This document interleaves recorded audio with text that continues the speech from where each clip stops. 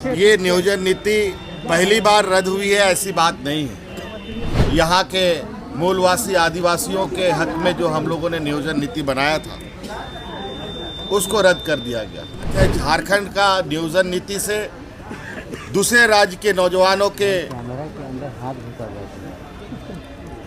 और दूसरे राज्य के लोगों को बहुत तकलीफ हो रही है। इसीलिए नवंबर माह में हम लोगों ने 1932 आधारित स्थानीय नीति और नियोजन नीति बनाने का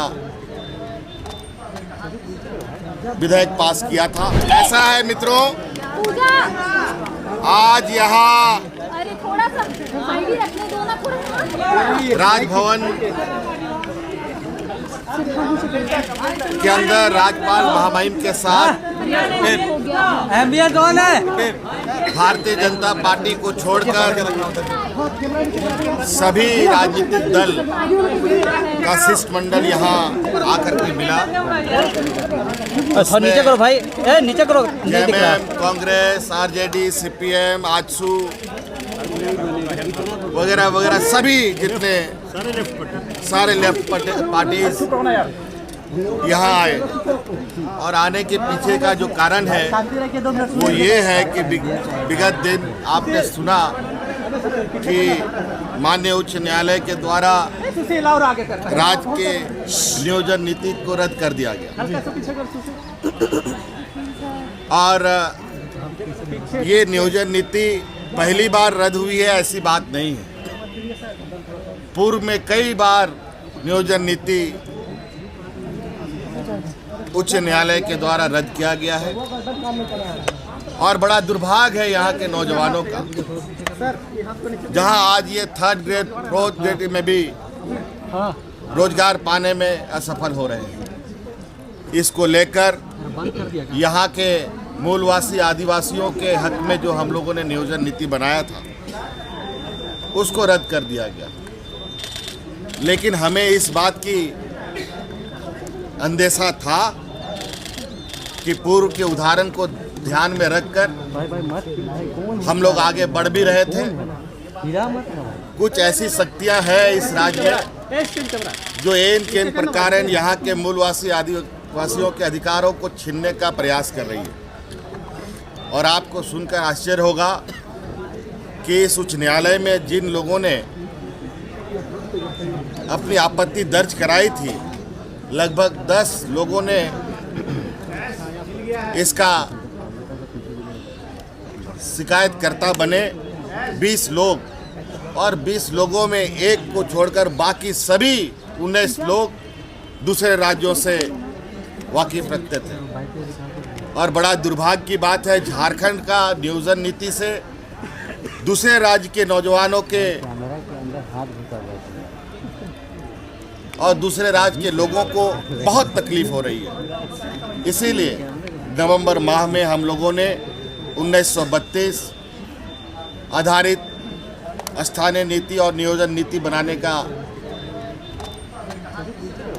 विधेयक पास किया था। ओबीसी को 27% आरक्षण देने का विधेयक भी पास किया था, जो अनुमोदन के लिए राज्यपाल महोदय के पास पहुंचा हुआ है। और उसमें हम लोगों का ये भी निवेदन था और ये भी हम लोगों ने उस विधेयक में वर्णित किया है कि इसे 9वीं अनुसूची में डाला जाए, ताकि यहाँ पर जिस तरीके से ये षड्यंत्र होते हैं, जो लोगों के यहाँ के मूलवासी आदिवासी के जो